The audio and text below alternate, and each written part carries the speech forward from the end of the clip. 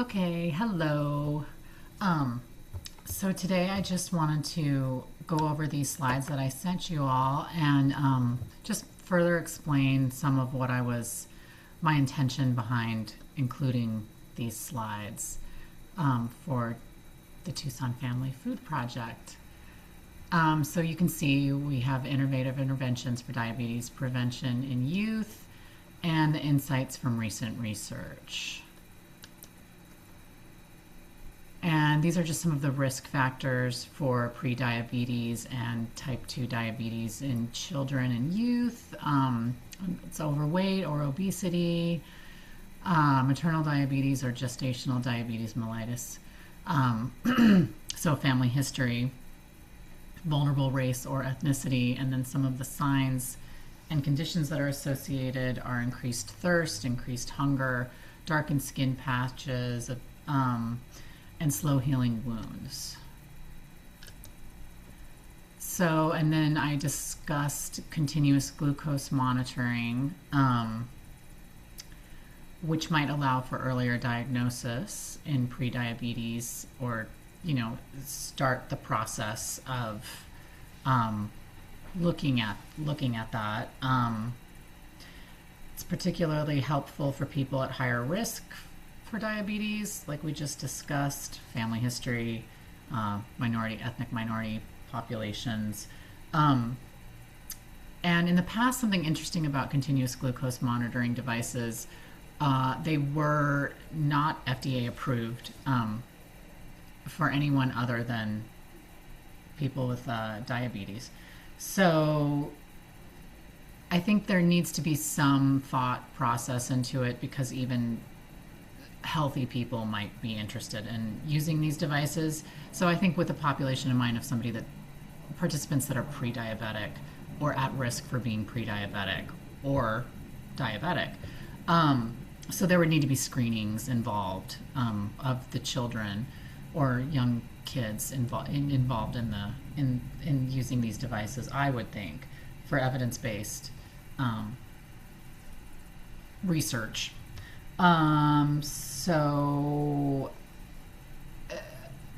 something else that's interesting to think about with continuous glucose monitoring devices, the filaments are attached, they pierce the skin frequently and easily to access glucose levels. So they would need to be used with health professionals, so I included community health agencies in some of the supports at the end of the slides because I thought maybe it might be interesting to include community health workers if you were to develop a larger scale study in wearing these devices or wearable devices, or have a physician monitoring, somebody who has licensure or is board certified, possibly, so that it lends itself to, because I'm sure some of the devices will have user-friendly applications, but I don't know how reliable they would be. So it might be of a benefit to have a nurse or an RN physician to monitor some of that and work with the group, the participants that were wearing these. So yeah, and then the results are displayed on a monitor or the user's phone in real time. So again, early identification can enable the practitioners to interrupt and intervene in the progression toward diabetes, which is very helpful, and recommended lifestyle interventions that complement continuous glucose monitoring are consuming less sugar and processed foods, home-cooked meals opposed to dining out, all of which TTFP already does. And then physical activity, which we talked about in the past presentation, and a balanced diet of adequate fruits and veggies. So the TeenHeed trial was an interesting collaborative research an intervention project that basically took place in East Harlem amongst adolescents, and it focused on racial ethnic minority groups, and adapted an existing model.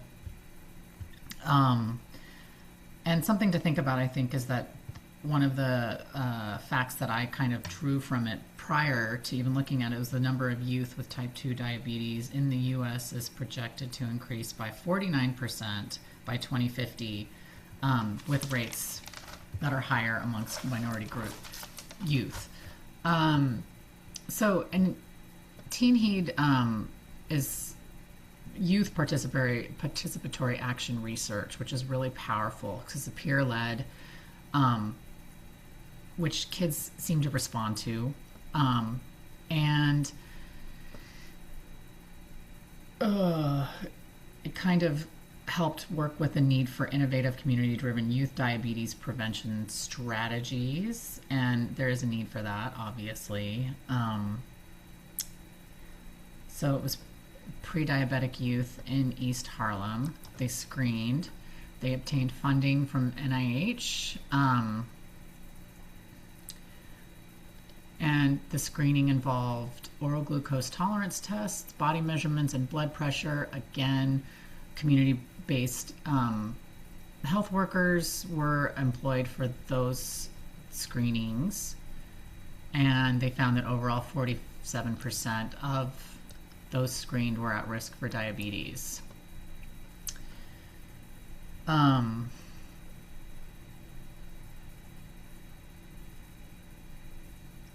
People involved were community-based organizations, the peers, the youth that led a lot of the education, experts in physical activity and diet and nutrition were all involved. So it was cross-cutting, collaborative approach, and definitely has room for expansion and adaptation in other areas of the country, which is why I included it, because there's some takeaways that could either be adapted in the future if you guys wanted to move forward with something like this or not, but just it's interesting, and I think it's fairly innovative too. This is just some of the results of the trial.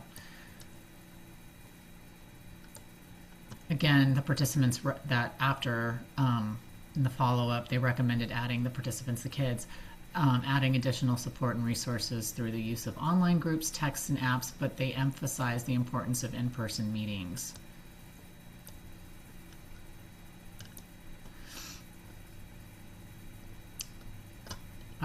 The next steps determined were to scale up the youth diabetes prevention program as sustained and sanctioned by the CDC, include more transdisciplinary investigators, researchers in the fields of technology, social media, endocrinology, obesity, diabetes, community-based participatory research, nutrition, qualitative, and behavioral interventions. So again, the collaborative approach to research will allow development that truly, which means acceptability amongst the groups that are involved in the research. So again, the use of Fitbit devices, I would think another application could be the use of continuous glucose monitoring if it gets a little bit more user-friendly, which it probably will. And because kids love to, I think, input the data themselves and look at it.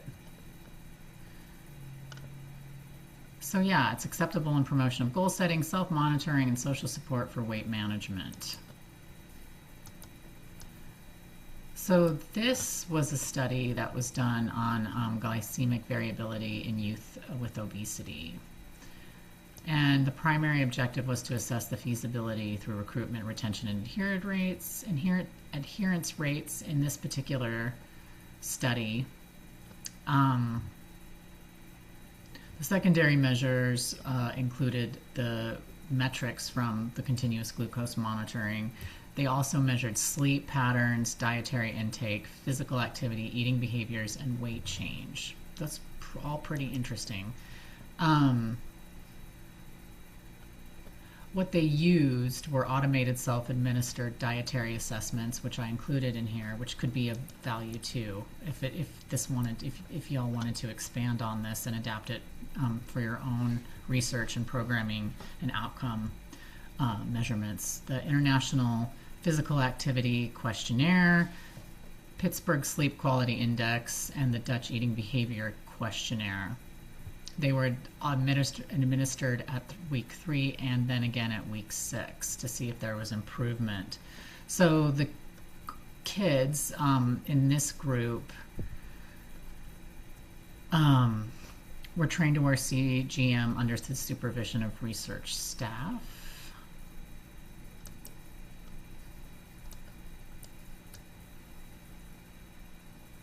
And the feasibility was measured through the recruitment rate as calculated by the number of youths that consented each month over the total number of participants screened and contacted per month. The retention rate was the number of participants that completed each study visit out of the total recommended visits. And then the staff reviewed the number of days of the continuous glucose monitoring where on the dashboard, so they had a dashboard that was developed. And then the participants completed semi-structured interviews, qualitative open-ended questions at various times during the intervention.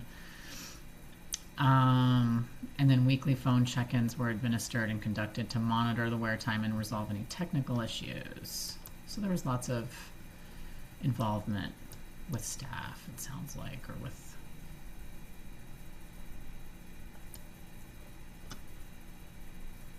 so the results, the participants wore their monitors on an average of 87% over the course of the 6-week study.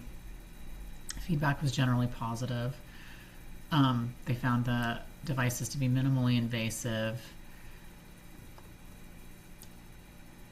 and it was found to enhance the participants' awareness of how their lifestyle choices directly impacted their glucose levels.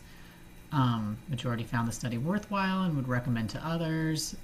They reported positive changes in their behaviors like reduced soda consumption, avoiding additional servings, and they all appreciated the high glucose alarm feature, or most appreciated it as a significant motivator to avoid those foods and or drinks that had high glucose amounts.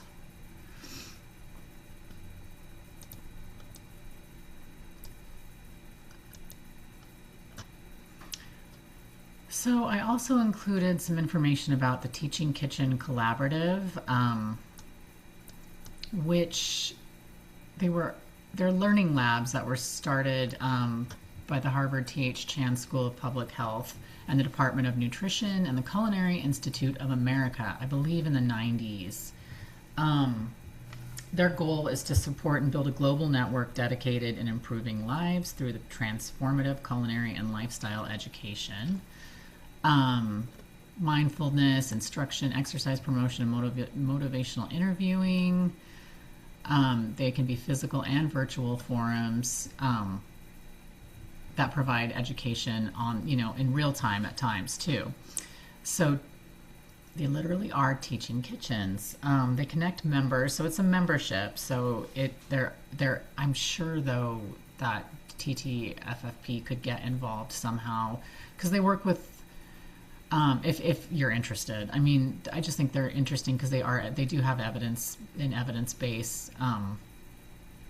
They do a lot of studies, and they work with diverse organizations, whether it's nonprofits, corporations, and private sector as well, and public. So.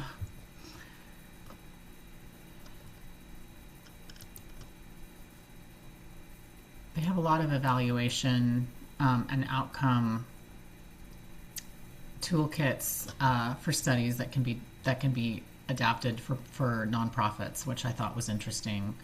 And they have a research support function to members and organizations to help formulate, conduct studies, and disseminate efficacy and outcome trials, which might be helpful.